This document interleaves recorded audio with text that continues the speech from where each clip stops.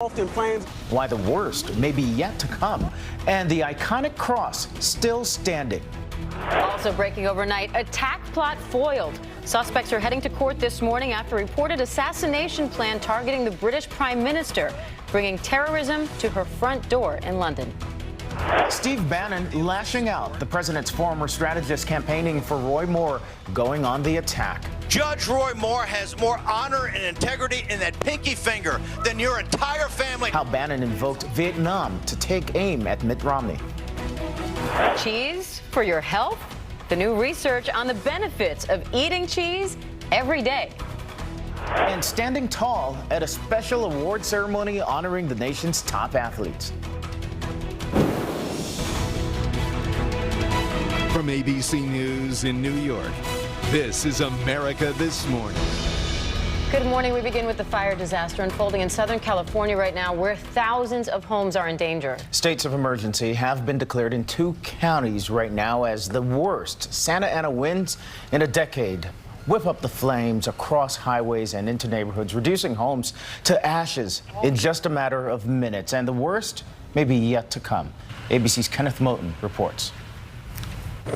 Overnight, California wildfires exploded in size, raging out of control. We just packed up and everybody's gone, and I'm just kind of sticking around making sure that everything's okay. It's really dangerous. The Thomas Fire in Ventura County jumped major highways, took over hillsides, and lit up the night sky. More than 55,000 acres, 70 square miles in Ventura, north of Los Angeles, are burning. 150 structures damaged or destroyed, 12,000 threatened. It's just devastating. This was going to be my die-in house. The only thing is the house died before I did. The Creek Fire in LA County has ripped through 11,000 acres, dozens of homes gone. Ferocious Santa Ana winds and dry conditions fueling 4 wildfires in Southern California, sparking a state of emergency. KABC reporter Jade Hernandez along the 101 where the flames are burning on both sides of the highway. You can see behind me, this is where the flames jumped the freeway. 150,000 people told to leave their homes and evacuate. We have not lost lives. Do not wait. Leave your homes. People rush to save their property and their animals. It's craziness. I just don't know where to go. I don't know where to take them. But this horse forced to fend for itself. Thousands of firefighters working to get the upper hand. Tough conditions expected through the end of the week. Kenneth Moten, ABC News. To make things worse, California hasn't seen Santa Ana winds lasting this long since 2007, when fires destroyed thousands of homes. Those winds continue today with gusts topping 20 miles per hour. They'll get even stronger tomorrow, reaching 40 miles per hour in San Diego and Los Angeles.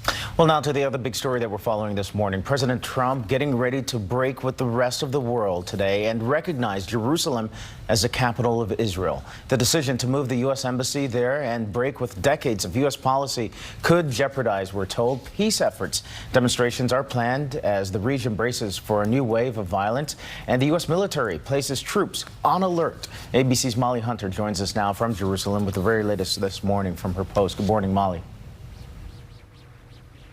Good morning, guys. That's right. It's a seismic shift in U.S. foreign policy. The U.S. is actually calling this a recognition of reality, but reaction among Palestinians and across the Arab world could be violent. President Trump's late-night calls to Arab leaders, one after the other, prompting new alarm, and the region is bracing for trouble. Recognizing Jerusalem as the capital and moving the embassy could begin a new cycle of violence. Egypt's president saying a move could undermine peace opportunities. Jordan's King Abdullah saying it will provoke Muslims and Christians alike. And Palestinian President Mahmoud Abbas calling it unacceptable. Various Palestinian factions have now called for 3 days of rage. Is it safe to say, other than Israel, which thinks that this move is 22 years overdue, that all of the feedback that he's been getting from world leaders is overwhelmingly negative about this idea? No, again, he spoke with 5 leaders. That's hardly indicative of everybody across the globe. But there's no other country in the world that has its embassy in Jerusalem. And Palestinians view East Jerusalem, where there's an Arab majority, as the capital of any future Palestinian state. President Trump is apparently trying to keep it vague, officials saying he doesn't want to prejudice the outcome of peace negotiations, but Palestinians don't see it that way. Now, it's not clear why President Trump is doing this right now. Former negotiators and former diplomats I spoke with said there's a reason that no U.S. administration has done this before. Now, he is, of course, playing to his base, fulfilling that campaign promise. But again, former negotiators and former diplomats that I spoke with said there's really not a good reason that it serves U.S. interests right now. Diane, Candace. Yeah, Molly, and ABC News will have live coverage of the president's speech at 1 o'clock today. Molly, thanks. And intelligence officials have reportedly foiled a plot to assassinate British Prime Minister Theresa May. Sources say the plan was to detonate a bomb at the Prime Minister's official residence, 10 Downing Street, then attack her with knives. Two men believed to be linked to the plot are due to appear in a London courtroom today. Former White House strategist Steve Bannon has unleashed a scathing attack on the Republican establishment as he campaigns for Alabama Senate candidate Roy Moore. At a rally overnight, Bannon called Republican leaders in Congress cowards who want to destroy Roy Moore. And he attacked former presidential nominee Mitt Romney, who has criticized Moore on Twitter. Bannon accused Romney of being a draft dodger. Judge Moore served his country in one of the toughest wars we've ever had, Vietnam. And he went over there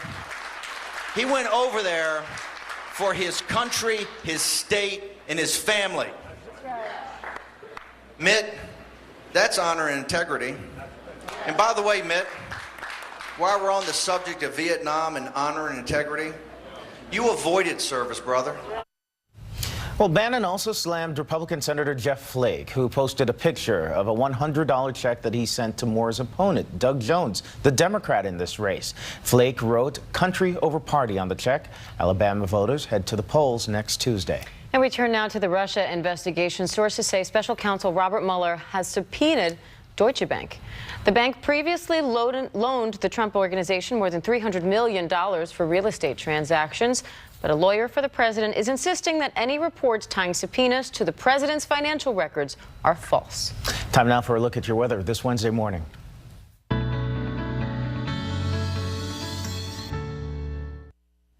It's a rainy start along most of the East Coast this morning. The rain will taper off, but then the winds will pick up and then temperatures will drop sharply during the day. The daytime high temperatures in Boston and Washington will be 50 degrees, but Chicago and Detroit won't make it out of the 30s. The high in Minneapolis, if you could call it a high, just 23. Phoenix hitting 75 today. Highs in the Pacific Northwest will only reach the low 50s. The hot spot today, and where we should all be heading, Miami. Miami, everybody. 83.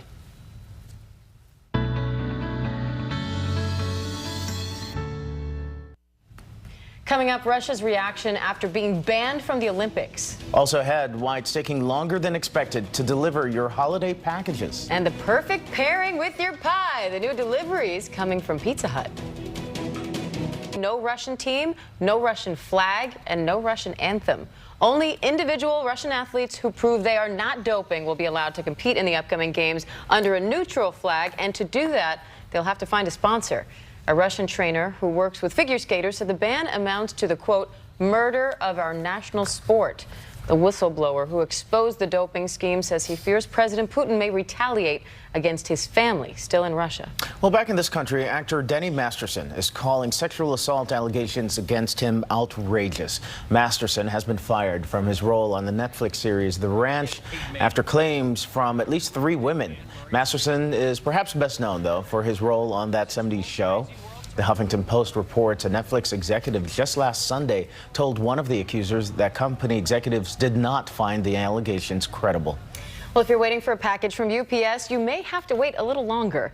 The company is warning of delivery delays because of a bigger than expected flood of orders after Cyber Monday. A delay of 1 or 2 days is possible until things get back on track this week. This comes a day after some UPS workers protested their 70-hour work week.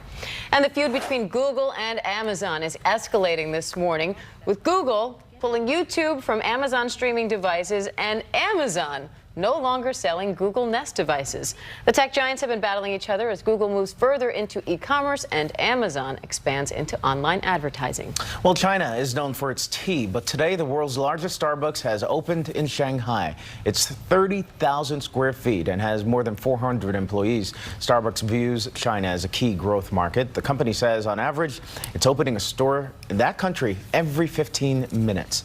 And a big change at Pizza Hut. We might like it. Some customers will soon be able to get beer and wine delivered with their pizza. Company is testing the option in certain cities, starting in Phoenix, with 6 packs of beer costing $10.99. Not bad at all. All right, when we come back, the Supreme Court takes up the case of a baker, a wedding cake, and a same-sex couple. Also ahead, a shocking case of road rage. We'll hear from the mother who was riding with her child when this took place. And the controversial athlete who got a big surprise from Beyonce. We're back now with a scare for Santa Claus. Skydiving onto a beach in Tampa, losing control of his parachute, and then hitting a tree during a charity event. Suffered a leg injury, but is in good spirits, in the holiday spirit still. Might want to stick to the sleigh next. Yeah, you needed Rudolph there. Yeah. Oh well. Well, the Supreme Court appears divided after hearing arguments Tuesday in a battle between gay rights and religious freedom. The case involves a Colorado baker who refused to make a wedding cake for a same-sex couple. The couple calls that discrimination, but the baker says he should not be forced to do something that violates his religious beliefs. Protesters on both sides weighed in outside court. Anyone who believes in religious liberty does not want Jack Phillips to go out of business. If they're allowed to discriminate, it's another case where the court has decided that somebody else can make a decision for me. Well, the court will make its decision in June. Justice Anthony Kennedy appeared torn on the issue and is expected to hold the deciding vote. Police in Houston are searching for the man behind an apparent case of extreme road rage targeting a young mother. Krista Richard was driving down Houston's East Freeway with her 3-year-old daughter when she says the driver of that pickup truck, that blue one right there, started hitting the brakes and throwing rocks at her vehicle. Richard says that she called 911 and started recording on her cell phone the man pulling out a gun, pointing it at her. You have to be careful. You do. Because you never know who that next person is beside you, what's going on in their mind, if they're going to try to hurt you. If it was just me, it would have been fine. But my daughter was in the back seat. She's clearly still emotional there. Now, Richards insists she was not following the truck too closely, but police are investigating. No one was injured. A new study finds a major risk associated with spanking children. Researchers at the University of Texas followed hundreds of young adults from childhood. They found those who were spanked as kids were more likely to be violent in future relationships. 19% admitted being violent with their partners. Experts say using timeouts and rewarding positive behavior are more effective than spanking. Former NFL quarterback Colin Kaepernick has been honored with Sports Illustrated's Muhammad Ali Legacy Award. Beyonce presented it to him at the magazine's annual gala. Kaepernick hasn't played in the NFL this season after he launched his campaign to kneel during the national anthem to protest racial injustice. Now he's promising to continue to speak out even if he never plays again. With or without the NFL's platform, I will continue to work for the people because my platform is the people. Well, Kaepernick there saying Muhammad Ali's legacy made him a mentor, even though he never met the boxing great. And take a look at this photo that was taken on the red carpet before the event. That's 7-foot-tall Joel Embiid of the Philadelphia 76ers and American League MVP Jose Altuve of the Houston Astros. Altuve, 5'6". It's kind of like when I stand next to Robin Roberts or Michael Strahan. It's like towering giants. Well, hello, good morning. And the NFL is handing out suspensions after Monday night's Steelers-Bengals game. Pittsburgh's Juju Smith-Schuster will sit out one game for his violent hit in the fourth quarter. And Cincinnati's George Iloka was also suspended for one game for this helmet-to-helmet hit. Still hard to watch. Yeah, we do get some basketball action right now from ESPN. Good morning, morning people. This is Sports Center from Los Angeles. I'm doing this by myself because I've been bad. The Wizards were awful. They weren't just bad, they were awful on Monday. Lost to the Jazz by 47. Then they go to Portland, and apparently nobody D'd up on Bradley Beal because Bradley Beal just went off. Most points anybody's ever scored on the Blazers. He had 19 in the first half. He gets 51 as the Wizards plaster Portland. Devin Booker and the Suns taking on Toronto over the border. Bartender, give me a Canadian club. Serge Ibaka. Kemba Mutombo's there. He loves it. Ibaka had 3 blocks. There's Mutombo right there smiling. Booker, a strained left adductor, which I didn't even know anyone had. He had to be carried off the court. He had 19 points. He's the NBA's 10th leading scorer at about 25. So we'll keep an eye on that. The Raptors win. That's it. That's all. You can keep counting. We're done. Come on, we want more. Well, up next in the Pulse, a massive avocado that could set a world record. Also ahead, forget an apple a day. My favorite story of the day, how eating cheese on a daily basis could be good for you. And plus, an update on the homeless man who received nearly $400,000 in donations over Thanksgiving. What he's doing with the money. With the formerly homeless man who did a good deed, you remember, for that young woman outside Philadelphia. Johnny Bobbitt used his last $20 to buy gas for Kate McClure after she was stranded on a highway there. McClure returned the favor by setting up a GoFundMe page for Johnny, which raised nearly $400,000. Johnny is now using the money to buy a home and his dream truck, a 1999 Ford Ranger. Hey, there are 2 financial funds that are being set up, and Johnny will be making donations to them to help other people in need. We also have some proof this morning that every vote counts. Just ask the unlikely winner of a local election in Philadelphia. Okay, so this was interesting. Philip Garcia decided to write in his own name when he saw the position for Judge of Elections and that it was blank. And he was shocked to find out that he actually won a 4-year term. He only has to work on election day, and the pay is $100.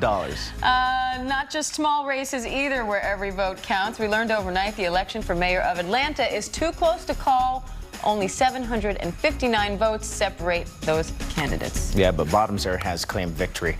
A new study suggests eating cheese every day could be good for you. All right, now we're getting down to the important stuff. Researchers analyzing data have found that people who ate cheese daily have a 14% lower risk of developing heart disease, and we're 10% less likely to have a stroke thanks to the good stuff in cheese, like calcium, protein, and probiotics. But here's a catch. You have to limit the amount of cheese to 40 grams a day, which is about the size of a matchbook. But there are some big matchbooks.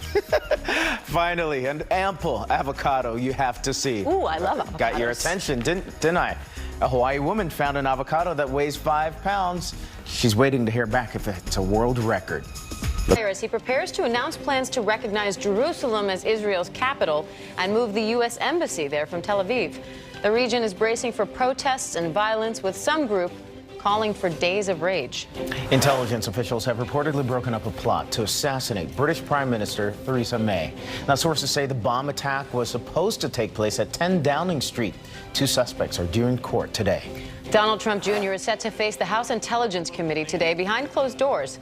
Lawmakers are expected to question him about his meeting in 2016 with a Russian lawyer and other campaign officials. And taking a look at today's weather, temperatures will drop in the east while the winds pick up around the Great Lakes and in the western mountains as well. The raging wildfires in Southern California have destroyed dozens of homes. Many residents escaped with nothing more than the clothing on their back. Well, now they've learned what they managed to grab is all they have left. KABC's Chelsea Edwards with their story. As the smoke finally started to settle, the wreckage became more clear. It's totally burned out.